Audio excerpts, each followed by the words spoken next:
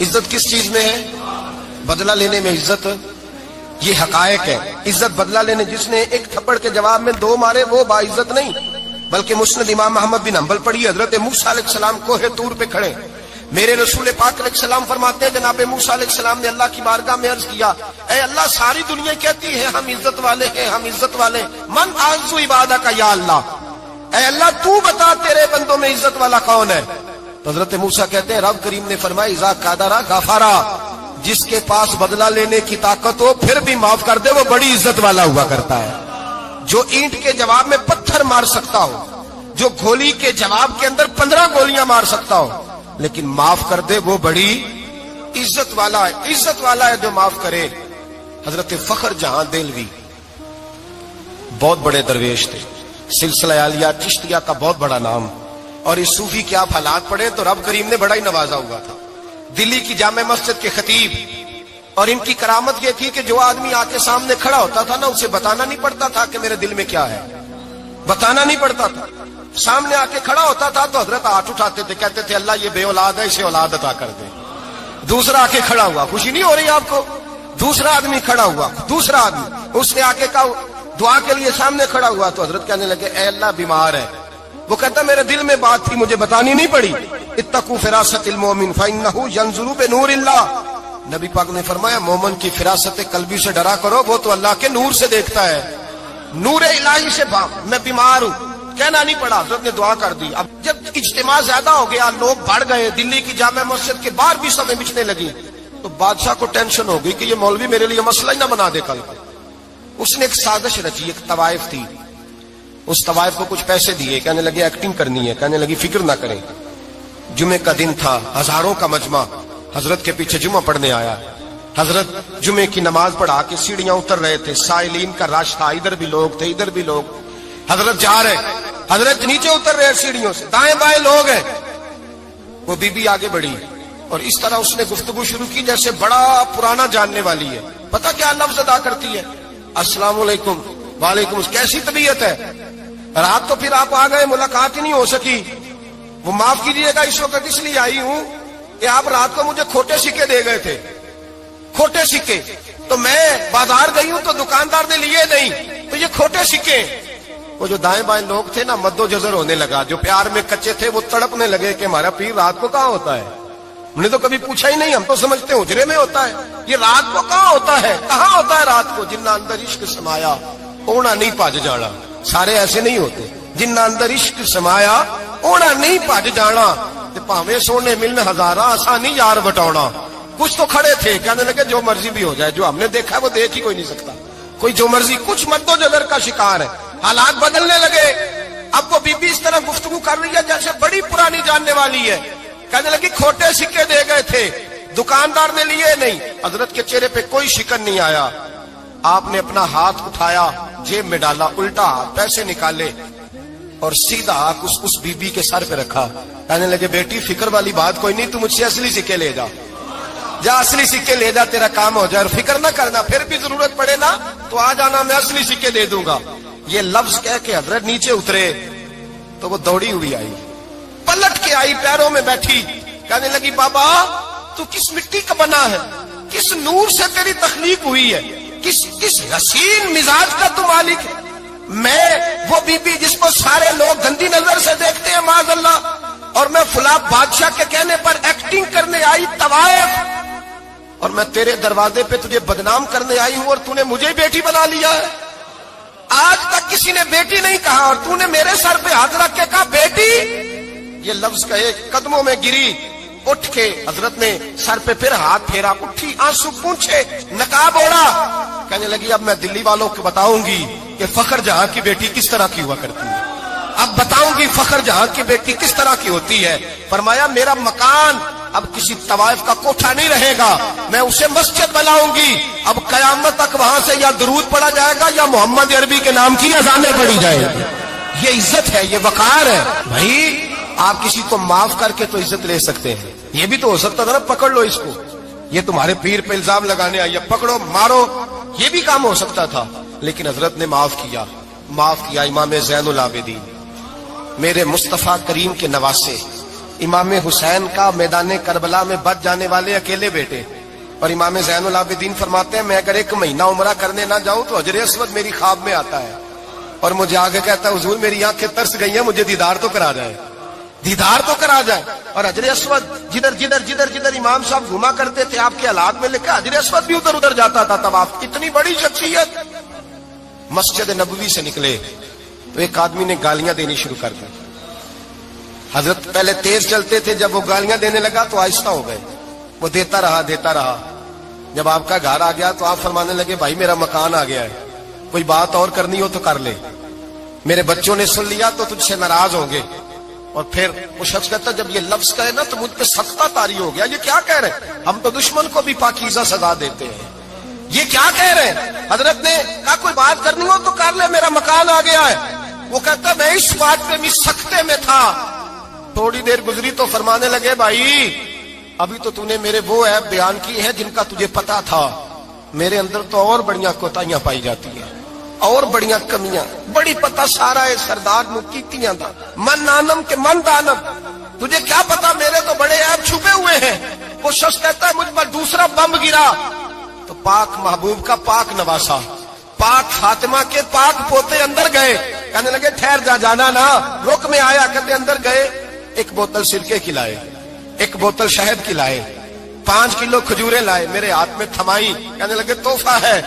کہتے ہیں میں اب تو ماری گیا، میں نے کہا حضور یہ کیا ہے سارا کچھ، میں گالیاں دے رہا تھا۔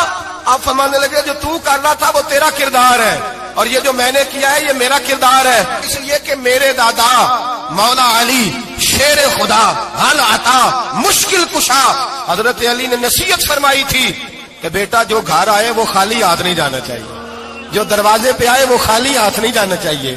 حضرت پیچھے پلٹے تو وہ پیروں میں بیٹھ گیا، کہنے لگا حضور میں نے حسین کو نہیں دیکھا، میں نے علی فاطمہ کو نہیں دیکھا، میں نے مصطفیٰ کو نہیں دیکھا، پر آپ کو دیکھ کے لگتا ہے کہ ان کے اخلاق کتنے اعلیٰ ہوں گے، کتنے اعلیٰ ہوں گے۔ میں لعنت بھیجتا ہوں اس پر جس نے مجھے کہا تھا کہ زین العابدین کو برا کہو، کائنات میں اگر قصیدے پڑھنے چاہیے تو مصطفیٰ کی آل کے پڑھنے چاہیے، اگر تعریف کرنی چاہیے تو رسول اللہ کی آل کی کر، تیری نسل پاک میں ہے بچہ بچہ نور کا، تیری نسل پاک میں ہے بچہ بچہ نور کا، تو ہے نے نور تیرا سب گھرانہ نور کا۔ اور میں آپ تو تعریف کے تو بھائی یاد رکھیں آپ بدلہ لے کے عزت نہیں کرا سکتے، عزت تو معافی میں ہے، معافی میں عزت ہے۔ حضرت بایزید بستامی کے ساتھ یہودیوں کا پیشوا رہتا تھا، زیادہ تر مخالفتیں حسد کی وجہ سے ہوتی ہیں، حسد بنیادی وجہ ہوتی ہے۔ قرآن مجید نے کہا محبوب تیرے ساتھ جو زیادتی کرتے ہیں معاذ اللہ بے ادبی کرتے ہیں، حسد من عند انفسہم، ان کے دلوں میں تیرا حسد ہے۔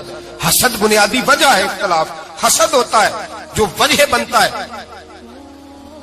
حضرت بایزید بستامی کے پڑوس میں یہودیوں کا پیشوا رہتا تھا، آپ کی مخالفت کرتا، ساری زندگی اس نے مخالفت کی، یہودی اسے بڑا مانتے تھے، اس سے کوئی غلطی ہو گئی سارے اسے چھوڑ گئے، پہلے رئیس اعظم ہوتا تھا پھر غریب ہو گیا۔ ایک دن حضرت بایزید بستامی گھر آئے تو بچے کے رونے کی آواز آئی، زوجہ سے پوچھنے لگے اس کا بچہ کیوں روتا ہے؟ تو کہنے لگی آپ کو پتا ہے نا اب لوگ اسے چھوڑ گئے ہیں تو گھر میں دیا نہیں جلتا، بچہ چھوٹا ہے اندھیرے میں روتا ہے۔ رات گہری ہو گئی تو حضرت بایزید نے اپنے گھر سے دیا اٹھایا، اپنے گھر سے دروازے پہ دستک دی، وہ باہر آیا تو جناب بایزید کا انداز کیا ہے، اس نے مخالفت کی زندگی بھر، انداز کیا ہے، باہر آتے ہی نا آپ فوراً اس کو بولنے نہیں دیا، کہنے لگے بھائی سن لے میں پہلے بھی آ سکتا تھا، دیر سے اس لیے آیا ہوں کہ گلیاں سنسان ہو جائیں، لوگ سو جائیں، تجھے اور مجھے کوئی نہیں دیکھ رہا ہے کہ میں ہوں دوسرا تو ہے، اور تو مجھے اچھی طرح جانتا ہے بایزید وہ نہیں کہ جو نیکی کرے گا اور دنیا کو بتائے گا، میں تیرا راز بھی رکھوں گا۔ اور بچے تو معصوم ہوتے ہیں نا، فرمایا میرے بڑے ہو گئے تیرے چھوٹے ہیں، یہ پکڑ لے دیا گھر میں لے جا، اور میرا وعدہ ہے کسی کو ساری زندگی اس نے مخالفت کی۔ وہ شخص کہتا ہے مجھے بولنے کا موقع ہی نہ دیا، دیا دے کے چلے گئے۔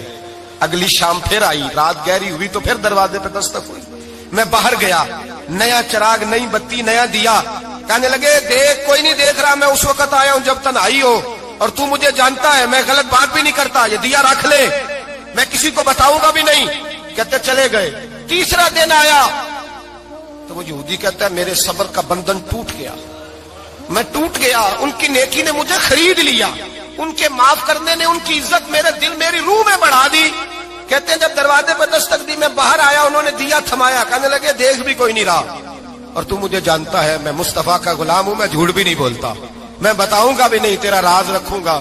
کہتے انہوں نے دیا تو اس یہودی پیشوا نے شور مچانا شروع کیا، کہنے لگا مسلمانوں باہر نکلو، یہودیوں باہر آؤ، عیسائیوں باہر آؤ۔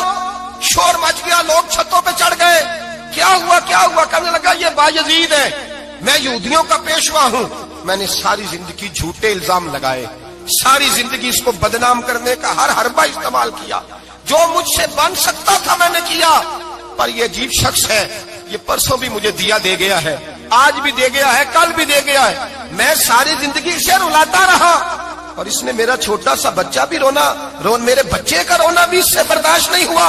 میں تم سب کو گواہ بنا کے کہتا ہوں میں جھوٹا ہوں، بایزید سچے ہیں، ان کا مذہب بھی سچا ہے، قرآن بھی سچا ہے، اسلام بھی سچا ہے، اور جس مصطفیٰ کا یہ کلمہ پڑھتے ہیں وہ محبوب بھی بڑا سچا ہے، یہ سچے دین کے ماننے والے ہیں۔ کہنے لگے میں تمہیں گواہ بنا کے مصطفیٰ کا کلمہ پڑھتا ہوں اور تمہیں بتاتا ہوں کہ آؤ سارے در رسول پہ جھک جائے۔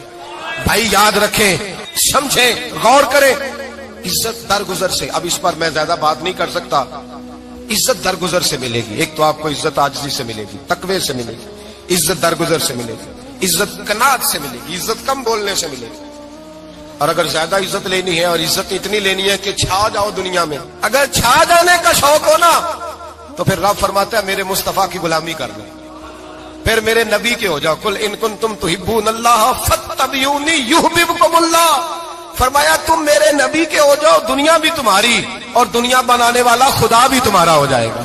تم میرے غلامی مصطفیٰ میں عزت ہے، رسول اللہ کی نوکری میں، اور قسم اللہ کی بڑی عزت ہے، بڑی عزت ہے، بڑا وقار ہے، بڑا پیار، بڑا حسن ہے، بڑی رعنائی ہے، بڑا ٹھہراؤ ہے۔ یار وہ جو لوگ کہتے ہیں نا میں پتہ نہیں کون ہوں، کہاں کا رہنے والا ہوں، یار نہیں لوگ پوچھتے تو کون تھا، تیری برادری کیا ہے، تو کہاں کا ہے، نہیں پوچھتے۔